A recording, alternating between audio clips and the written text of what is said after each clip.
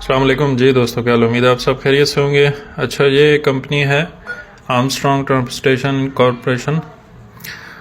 इनकी तरफ से जो है वो लोड्स आई जा रहे हैं और बुक हुई जा रहे हैं। ठीक है, तो ये बेसिकली फ़ेक पोस्टिंग हो रही है इस टाइम पे।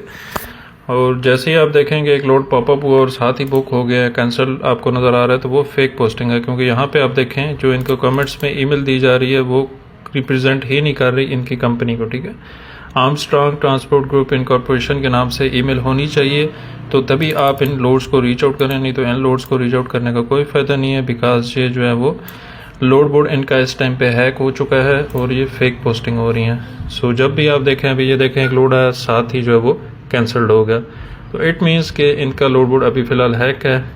थोड़ी देर बाद ये ठीक हो जाएगा, लेकिन कोशिश करें कि ऐसे लोड्स को रीच आउट ना करें। सम केस में ये आपको फेक आरसीज वगैरह भी भेज देते हैं, लोड बुकिंग भी हो जाती है, लेकिन जब आप वहाँ पे जाते हैं तो वहाँ पे आपके साथ कुछ मामला गलत हो सकते हैं, लोड चोरी हो सकता है वहाँ पे, और भी कई किस्म के इश्यूज़ होते हैं, लोड होता ही नहीं है। तो stay away from this load.